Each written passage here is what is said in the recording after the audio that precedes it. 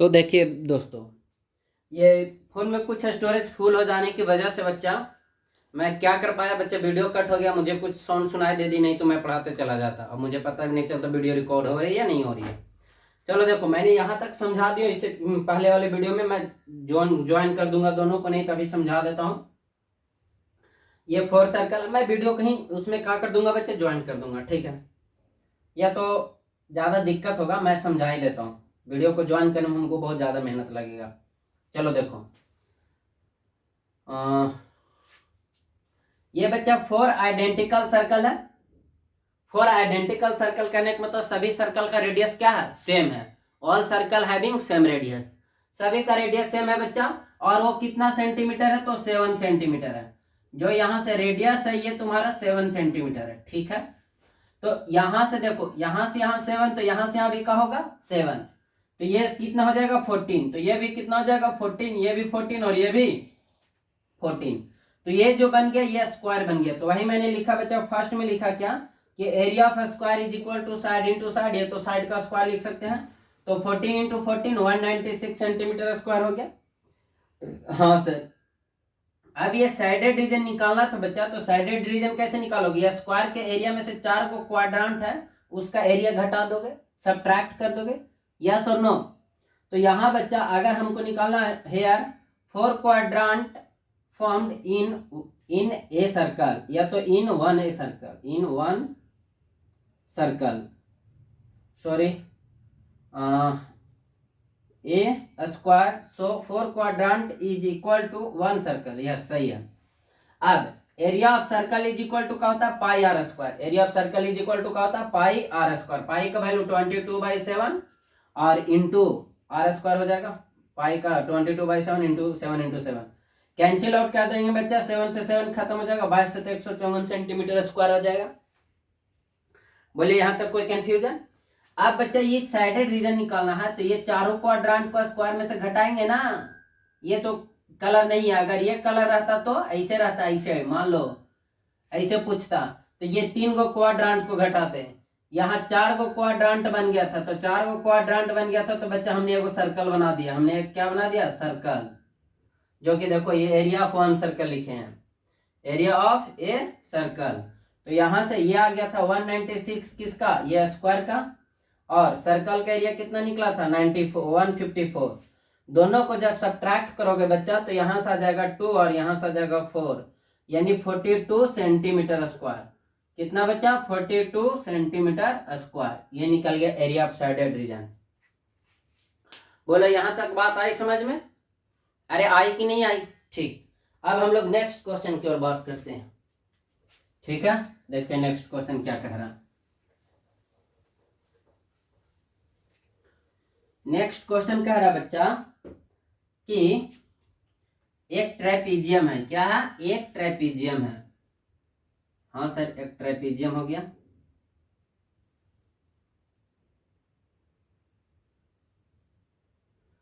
ये बच्चा एक ट्रेपीजियम हो गया, जो ये दोनों का होगा पैरेलल साइड होगा, ठीक है। ये दोनों पैरेलल साइड है, इसको नाम ए बी सी डी, ठीक है।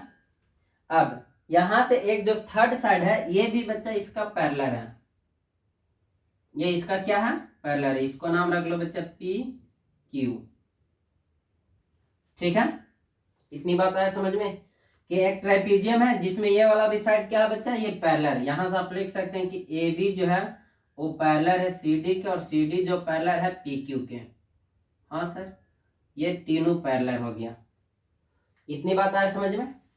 तो आपको प्रूफ क्या करना है, आपको प्रूफ करना बच्चा कि A D sorry A P by P B P D is equal to B Q by Q सी।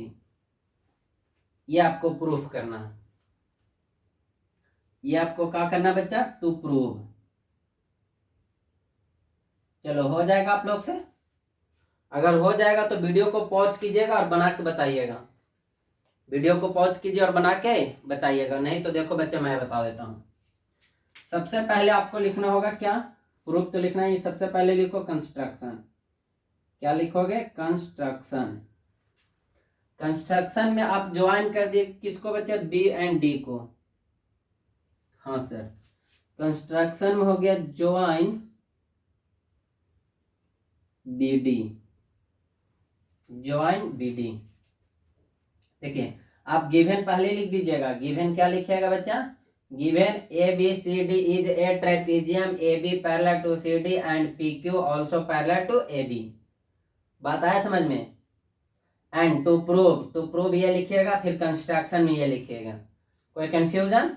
चलो अब चलो बच्चे ये वाला ट्रायंगल में बी सी डी में, in triangle B C D में, जब बी सी डी में चलोगे बच्चा तो क्या लिखोगे, इस पॉइंट पे यहां पास जो कट रहा है इसको हमने एम रख दिया, नाम क्या रख दिया बच्चा, एम। तो जब बी सी डी में चलोगे in triangle B C D, तो यहां से क्या हो जाएगा कि एम क्यू जो है ये पैरेलल हो जाएगा सी डी के, पूरा लाइन इसका पैरेलल, तो ये वाला इसका पैरेलल नहीं होगा। हाँ सर, तो बच्चा आप लोग पढ़े हैं बीपीटी में कि एक ट्रायंगल के अगर एक साइड के कोई दूसरा साइड मतलब पैरेलल आ जाता है एम क्यू, ये वाला साइड इसका पैरेलल हो गया, तो बच्चा दिस अपॉन दिस और दिस अपॉन दिस बीपीटी से आता था, हाँ या ना बोलो। तो यहां से क्या लिखोगे, यहां से लिखोगे बच्चा B M by M D is equals to, इधर से B Q by Q C by BPT, BPT. ये भी बच्चा आपका 3 नंबर में पूछ सकता है। कितना नंबर में पूछ सकता है, 3 नंबर में। आगे बच्चा फिर चलेंगे इन ट्रायंगल, इधर वाला ट्रायंगल में चलो, in triangle A B D में, ए बी डी में, तो क्या लिखोगे, जो पीएम है ये आपका पैरेलल हो जाएगा किसका, ए बी के। हाँ सर, पीएम जो है ए बी के पैरेलल हो जाएगा, तो तुम यहां से लिखोगे कि डीपी या तो DM by M B is equals to, देखो दिस बाई दिस, तो दिस बाई दिस होगा, तो यहां से लिख देगा डीपी बाई पी ए, ये भी कहा जाएगा बाई बीपीटी, बीपीटी, ये इक्वेशन सेकेंड। अच्छा अभी रुक जाओ, इधर में देखो एमडी बच्चा नीचे है, यहाँ पास एमडी नीचे है, सही है, एमडी एमडी डीएम, 1 सेकेंड दोस्त, ये डीएम हुआ तो यहाँ से एमबी होगा, एमबी एमबी। देखो यहाँ एमडी ऊपर है, एमडी ऊपर में यहाँ नीचे और यहाँ क्या है, ऊपर है, तो इसको एक बार रिवर्स कर दो, इसको एक बार रिवर्स कर देंगे तो ये एमडी नीचे आ जाएगा, इसको एक बार रिवर्स करेंगे बच्चा तो एमबी ऊपर चला जाएगा और डीएम नीचे आ जाएगा। जब इधर रिवर्स करो तो इधर भी रिवर्स करना होगा, तो पीए ऊपर चला जाएगा और डीपी कहाँ चला जाएगा, नीचे। ये इक्वेशन सेकेंड। अब from equation first and second से, from equation first and second से, बाबू फर्स्ट एंड सेकेंड से देखो दोनों का एलएचएस का हो गया, दोनों इक्वेशन के एलएचएस बच्चा इक्वल आ गया, तो आरएचएस भी का हो जाएगा, इक्वल हो जाएगा, तो यहां से हो जाएगा B Q by Q C, B Q by Q C is equals to P A by P P D, P A by P D. इतनी बात आया समझ में? तो देखो यही तो लाना था हमको सर, ये आगे पीछे है देख लेना, B Q by Q C, B Q by Q C, A P by P D, बिल्कुल सही सर, ये आ गया। तो बच्चा यहां पास लिख देंगे हेंस प्रूव्ड। कोई कंफ्यूजन? चलो इतनी बात आ गया समझ में, कैसे कैसे बनाया देख लिया। 3 नंबर का क्वेश्चन है बच्चा, मैं पहले बता रहा हूँ, 5 नंबर की क्वेश्चन नहीं है। चलिए अब देखिए बच्चा नेक्स्ट क्वेश्चन, नेक्स्ट क्वेश्चन क्या हो जाएगा।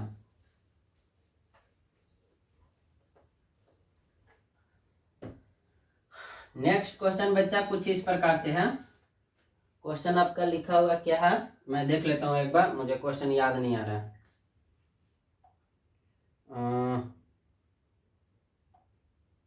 आपका जो क्वेश्चन है बच्चा ये इस प्रकार से है। ये एक सर्कल है, हाँ सर, और एक कोई बाहर का यहाँ पास पॉइंट है बच्चा P, और P पॉइंट से दो टेंजेंट है। ठीक है सर, दो टेंजेंट हो गया।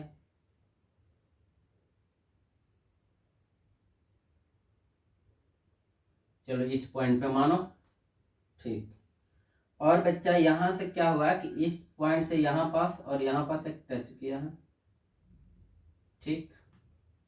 और ये वाला जो एंगल है यहाँ से आगे बढ़ा है, ये वाला जो एंगल है ये 45 डिग्री है, और ये वाला जो एंगल है ये 65 डिग्री है, 65 डिग्री, ठीक। और बीच में यहाँ पास इसका सेंटर है जिसका नाम O है, और ये पॉइंट T है। इसका नाम A हो गया, इसका नाम B हो गया, इसका नाम तो P है, ये R है और ये Q है। देख लीजिएगा, हमसे पूछा जा रहा है ये वाला एंगल बच्चा x का वैल्यू निकालना बोला जा रहा है, ठीक। देख लो डायग्राम ध्यान से, देख लिए। चलो ये वाला x का वैल्यू पूछा जा रहा है हमसे, तो x का वैल्यू कैसे निकलेगा? सेंटर पर तो कुछ है नहीं, तो क्या करेंगे क्या करेंगे क्या करेंगे? अरे हवन करेंगे, हवन करेंगे, क्या करेंगे? चलो देखो, अगर मैं बात करूं बच्चा इस x को निकालना है, तो सबसे पहले ये वाला एंगल कितना आ जाएगा सर? ये पूरा एक स्ट्रेट लाइन हो जाएगा, ये एक स्ट्रेट लाइन, ये पूरा एंगल 180 डिग्री होता है। कितना डिग्री होता है बच्चा? 180 डिग्री। तो इधर 45 हो गया, तो इधर कितना हो जाएगा? 135 डिग्री। हाँ सर, ये इधर 65 डिग्री हो गया बच्चा, तो पूरा 180, 180 माइनस 65, 180 माइनस 65 कितना जाएगा? 65 5 70, यानी कि 115 डिग्री। कितना डिग्री? 115 डिग्री। देख लो, सही है ना? बिल्कुल सही है। चलो ये O है। अब एक ये तो बन गया बच्चा क्या? क्वाड्रिलेटरल। हाँ सर, और ये वाला साइड इसका बच्चा इक्वल होता है। कोई भी बच्चा बाहरी से अगर एक सर्कल है और कोई बाहर से पॉइंट से खींचा जा रहा है बच्चा, तो दोनों टेंजेंट का लेंथ का होता है इक्वल। तो ऐसा कुछ तो है नहीं, ट्रायंगल बन तो नहीं रहा। बीच में भी सेंटर ना, कैसे ज्वाइन करेंगे तो सेंटर आ जाएगा। तो अब क्या करें, अब क्या करें? अच्छा, एक काम आओ करो बच्चा कि इसको सेंटर से ज्वाइन कर दो। ज्वाइन कर दिए, और इसको भी सेंटर से ज्वाइन कर दो। जी सर। तो बच्चा जब कभी भी देख लेना एक टेंजेंट टच कर रहा है उसको सर्कल से सेंटर से जा रहा है तो बनाता है 90 डिग्री। आप लोग भी पढ़े होंगे कि एक सर्कल है, अगर बीच में सेंटर है, यहाँ पास एक टेंजेंट है, तो यहाँ पास आएगा तो बच्चा 90 डिग्री बनाएगा। ठीक है, तो देखो ये 90 डिग्री पूरा था, 135 था, इसमें से ये पूरा 90 इधर चला जाएगा 90, तो 90 घट जाएगा बच्चा, तो कितना आ जाएगा? 45 डिग्री। ये आ गया 45 डिग्री। इसको 90 सब्ट्रैक्ट कर दो तो सर ये हो जाएगा 25 डिग्री। अरे देखो ना, 90 घटेगा 115 में से 90, तो कितना आएगा? 25 डिग्री आएगा, 25। हाँ चलो, इतनी बात आ गया समझ में। और क्या करें, और क्या करें, और क्या करें? चलो देखो, एक और कंस्ट्रक्शन कर देते हैं बच्चा, इससे इसको ज्वाइन कर देते हैं। तो अब ये दोनों, ये वाला भी रेडियस बन गया, ये वाला भी रेडियस बन गया। हाँ सर, तो ये 25 डिग्री है, तो ये भी कितना डिग्री होगा? 25 डिग्री। अरे बच्चा ये एक सेंटर है, देखो पहले एक सर्कल है, यहां से ये सेंटर है, ये सेंटर है। अगर तुम इसको निकालने में कामयाब हो गए हो कि ये 25 डिग्री है, तो क्या इसको 25 नहीं बोलोगे? काहे सर? काहे कि ये दोनों बच्चा रेडियस है, रेडियस है तो आइसोसेलेस ट्रायंगल, और आइसोसेलेस ट्रायंगल है तो दो एंगल का हो जाएगा इक्वल। नहीं समझ पाए? अगर बच्चा, अभी तो मैंने बताया कि ये सर्कल है, बीच में सेंटर है, और यहाँ से यहाँ ये दोनों रेडियस होगा। अगर ये ज्वाइन है तो ये दोनों साइड इक्वल, तो ये दोनों एंगल भी इक्वल। तो ये 25 तो ये भी 25, इधर आओ, ये 45 तो ये भी 45। और एक्स का वैल्यू अगर निकालना चाहते हैं तो 45 प्लस 25, 45 प्लस 25, तो एक्स का वैल्यू कितना आ जाएगा? 5 10 70, 70 डिग्री आपका आंसर आ गया बच्चा। कैसे कैसे निकाले समझ में आया? अरे बोल आया कि नहीं आया? अरे आया कि नहीं आया? अच्छा, अगर ये वाला एंगल पूछ लेता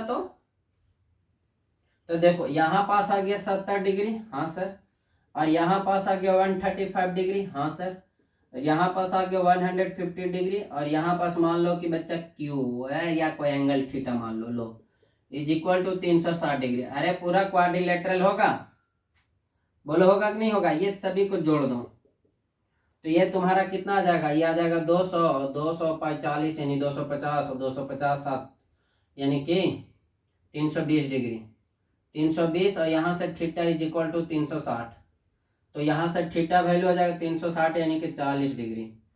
अगर बच्चा ये थीटा रहता तो ठीक।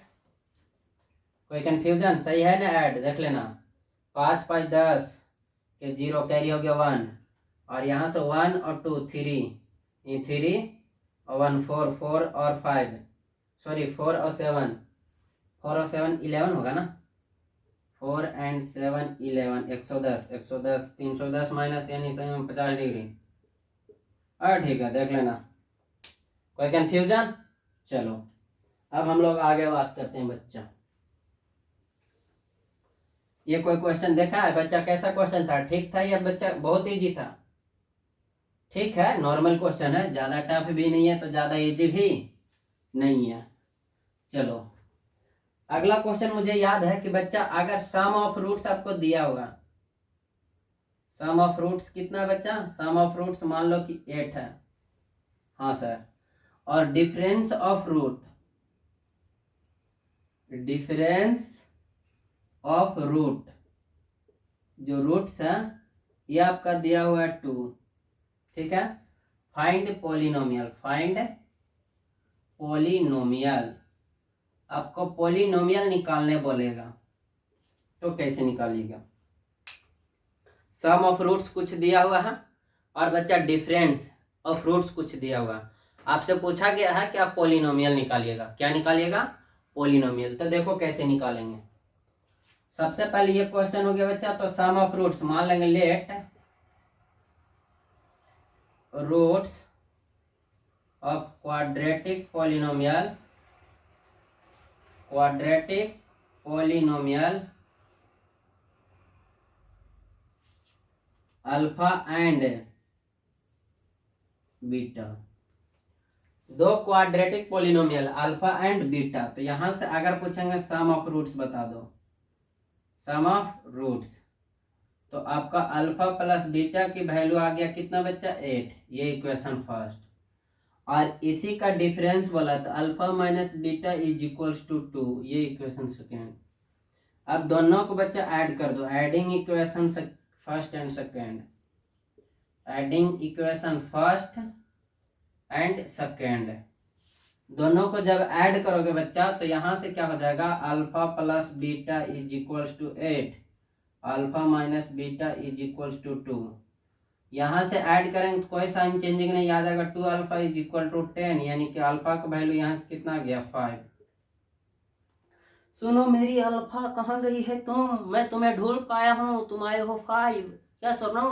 ओके, यहां से अल्फा का जो वैल्यू आ गया बच्चा 5 आ गया। अगर मैं बीटा की वैल्यू बोलूंगा तो putting value of alpha in equation first, then beta is equal to आ गया 3। अरे यहाँ 5 रखोगे, 5 माइनस 8 हो जाएगा, आ जाएगा बीटा वैल्यू 3। अब बच्चा हम जानते हैं, क्या जानते हैं कि sum of roots alpha plus beta is equal to 8 और अल्फा इंटू बीटा कितना आ जाएगा? 15। 5 3 जा 15। तो क्वाड्रेटिक पॉलिनोमियल px जो होता है बच्चा, ये होता है x square minus alpha plus beta into x और अल्फा इंटू बीटा।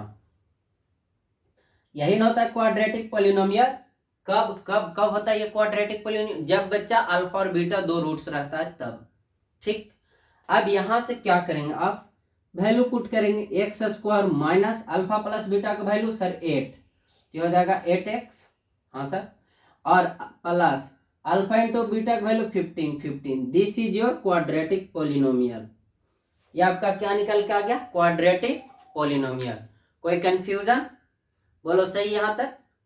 चलो नेक्स्ट, अब हम लोग आगे बात करते हैं बच्चा नेक्स्ट क्वेश्चन की ओर कि नेक्स्ट क्वेश्चन क्या होगा। इसी चैनल पे बच्चा अब लगातार आप लोग को 10th एवं 9th का बच्चा एनसीईआरटी सॉल्यूशन विथ थ्योरी, उसका जो थ्योरी है बच्चा वो सारा मिलेगा आप लोग को। जो भी आप लोग के छोटे दोस्त लोग होंगे उनको बता दीजिएगा। चलो नेक्स्ट क्वेश्चन की बात करते हैं बच्चा। अच्छा देखो नेक्स्ट क्वेश्चन क्या है। कह रहा बच्चा, क्या आप लोग अगर देख पाएंगे तो क्वेश्चन देख लीजिएगा। बहुत बच्चे कहते हैं कि सर आप सॉल्यूशन देख रहे हैं क्या, देख लो, दिख रहा है आपको लोग को। तो ये क्वेश्चन है बच्चा, नीचे भी इसका क्वेश्चन ही है, कहीं पास कोई कैलकुलेशन नहीं है, ठीक है। चलिए देखिए कहा क्या रहा बच्चा, अगर आप देखेंगे तो मैं आप लोग को दिखा के पढ़ूंगा तो बहुत अच्छा रहेगा। कह रहा the ladder inclined at angle 60 degree, ठीक है। लैडर जो है इंक्लाइंड है 60 डिग्री और to the horizontal is laying against the wall trace top of the building y, okay. चलो बच्चा मैं बस आप लोग को इतना दिखा दिया हूं कि डायग्राम आप लोग देख पाए होंगे।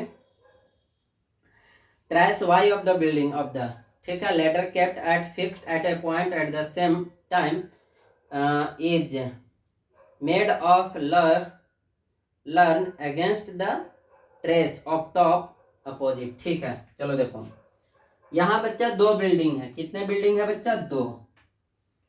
एक बिल्डिंग तुम्हारा एक्स है और दूसरा बिल्डिंग क्या है, वाई है, ठीक सर। दो बिल्डिंग है, ये तुम्हारा वाई बिल्डिंग है बच्चा, ये वाई बिल्डिंग हो गया फर्स्ट और दूसरा जो हो गया सेकेंड बिल्डिंग एक्स। ये आपका एक्स बिल्डिंग है, एक्स बिल्डिंग। और ये कैसा है बच्चा, ये वाई बिल्डिंग है। समझिए ये जो बना रहा बच्चा लैडर जो है, ट्रेस करना, सीढ़ी ऊपर चढ़ना है, तो जो लैडर है बच्चा इसके साथ बना रहा 60 डिग्री। कितना डिग्री, 60 डिग्री। और जो लैडर का हाइट है बच्चा ये तुम्हारा दे दिया है 12√3, हाँ 12√3 मीटर, यस मीटर। आगे इसके साथ जो बच्चा एक्स के साथ जो लैडर है वही लैडर, सेम लैडर है बच्चा, जो एंगल कितना डिग्री बना रहा है, 45 डिग्री, 45 डिग्री, ठीक है। चलो एट पॉइंट ओ, ठीक। चलिए इसमें जो पहला क्वेश्चन पूछा, find the length of ladder, ladder का लेंथ पूछा जा रहा है इसका बच्चा, ठीक। दूसरा में find the distance of building Y from O A, अच्छा नाम रख लो। ये हो गया PACR और यहाँ पास पॉइंट ओ। चलो देखो आ जाओ, जो जो निकालने बोला बच्चा मैं निकाल देता हूँ, आ जाओ सब कुछ। देखिए ये बस इतना याद रखिएगा, इसमें कंसेप्ट वही है कि ये जो लैडर है यहाँ पास वही लैडर है बच्चा, सेम टर्म्स नहीं, same ladders formed at angle 60 degree and 45 degree with to buildings. देखो दो बिल्डिंग है, एक इधर में है एक इधर में, मेरे पास एक लैडर है, मैं यहाँ पास ऐसे लगा दिया हूँ। तो जो ग्राउंड के साथ एंगल बना रहा है वो 60 डिग्री बना रहा है पहले के साथ, और दूसरे के साथ कितना डिग्री बना रहा है, 45 डिग्री। अब आपसे पूछा गया पहला कि लेंथ ऑफ लैडर, लैडर का लेंथ बताइए, ठीक। दूसरा बात OA पूछा गया, और तीसरा बात बच्चा पूछा गया है कि CA, ये दोनों बिल्डिंग के बीच कितने का डिस्टेंस होगा। तो ठीक है सर, सबसे पहले आप लिखिएगा statement, let PA and RC are two building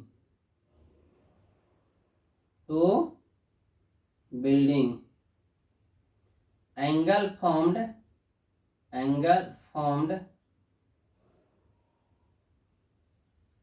to the ground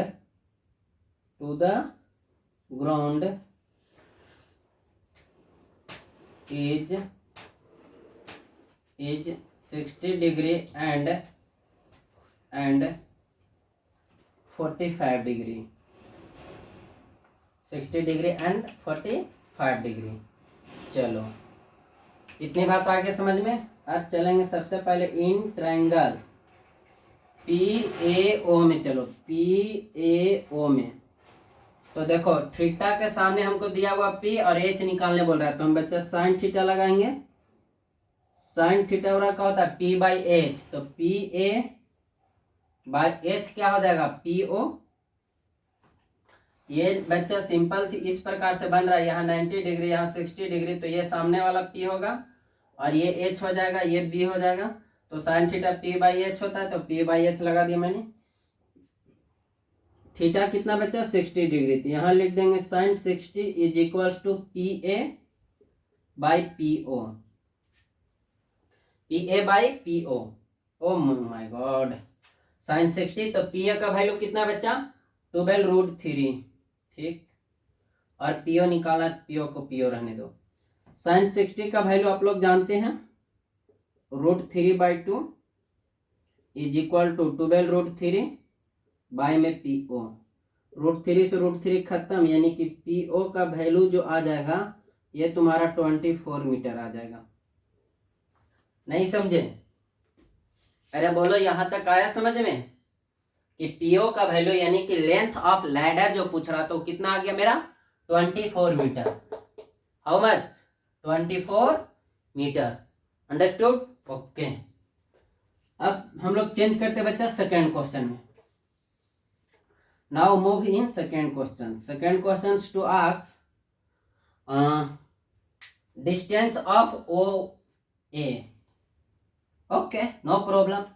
so here is theta. अच्छा थीटा यहाँ पास है, तो सामने वाला P एंड EB, तो आप फिर से लगाएंगे tan 60 degree. tan 60 degree is equal to हो जाएगा क्या PA बाई में AO। बोलिए इतना बात समझे? अरे हाँ और ना, ठीक। tan 60 का वैल्यू होता है √3, PA दिया हुआ 12√3 और AO हमको निकालना है, तो AO को AO रहने दो। बहुत करोगे तो यहाँ से क्रॉस मल्टीपल, तो AO यहाँ आ जाएगा, यहाँ से आ जाएगा 12√3 बाई √3, इससे ये कैंसिल आउट हो जाएगा। AO का वैल्यू बताइए आप कितना आ जाएगा 12। AO का वैल्यू कितना आ गया 12 मीटर। तो जो बच्चा इस O पॉइंट से पहला जो बच्चा बिल्डिंग था उसका डिस्टेंस कितना आ गया 12 मीटर। कोई कंफ्यूजन? अब हम लोग बच्चा नेक्स्ट क्वेश्चन की ओर मूव करते हैं कि सर ये जो लैडर है ये सेम है, जितना लैडर का लेंथ ये है उतना ही ये है बच्चा, सेम लैडर है। यहां पास लिखना होगा सेम लैडर। जब सेम लैडर हो जाएगा बच्चा, ये क्वेश्चन में मेंशन है कि सेम लैडर है, तो ये हो जाएगा आपका 12।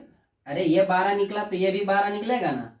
तो चलो इन ट्रायंगल RCO में, RCO में तो यहां से tan 45 इज इक्वल टू, ये tan 45 is equal to RC by CO। कोई कंफ्यूजन? आप अच्छा से जानते हैं बच्चा tan में P बाई B होता, और tan 45 का वैल्यू 1, RC का वैल्यू RC सर 12, CO का CO, तो यहां से बताइए CO कितना आ गया, तो 12 आ गया। बोला यहां तक कोई कंफ्यूजन?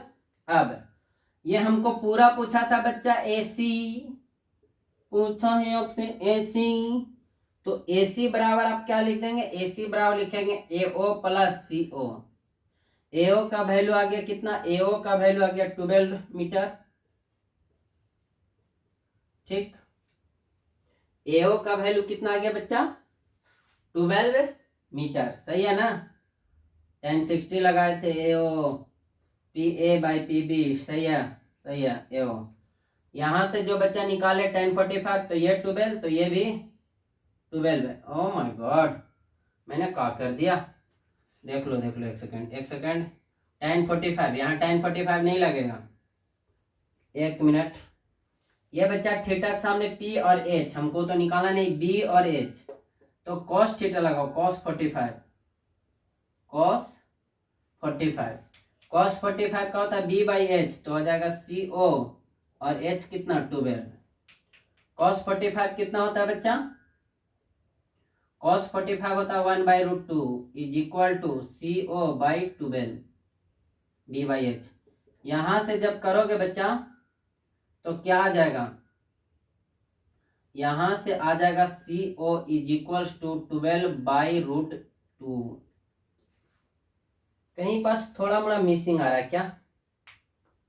देख लो, अगर सेम लाइडर है तो ये तुम्हारा एच का वैल्यू हो गया, हाँ सर एच का वैल्यू हो गया, और ये तुम्हारा बी का वैल्यू यहाँ 45 डिग्री है। ठीक, तो हमको बी निकालना है तो cos थीटा लगा देंगे b by H, cos 45 B का वैल्यू CO, एच का वैल्यू 12। हाँ सही है, चलो आ जाओ। अब बच्चा आगे करोगे तो ये तुम्हारा CO का वैल्यू आ गया 12/√2। यहां से बच्चा तुम क्या करोगे, एलसीएम ले लोगे तो √2 आ जाएगा, ये आ जाएगा 12, या तो फिर इसको डायरेक्ट रेशनलाइज कर दो, ये आ जाएगा 12/12, 2/2 और 2 2 जा 4, 4 से यानी 2 खत्म, यानी कि यहाँ से आ जाएगा 6, यानी कि 12 + 6√2। यहाँ से और भी देखो कैलकुलेट करना चाहते हो तो 6 कॉमन कर लो, 6 कॉमन करेगा तो 2 + √2। देख लीजिएगा बच्चा, यही कुछ आंसर होगा। कोई कंफ्यूजन? इतनी बात आया समझ में आप लोग को? अब हम लोग मिलते हैं बच्चा नेक्स्ट डे। आप लोग दोस्तों के पास शेयर कीजिएगा, अपना वीडियो देखिए और एंजॉय कीजिए, क्वेश्चन बनाइएगा। ठीक है, मिलते हैं हम लोग नेक्स्ट डे और नेक्स्ट लेक्चर के साथ। ठीक।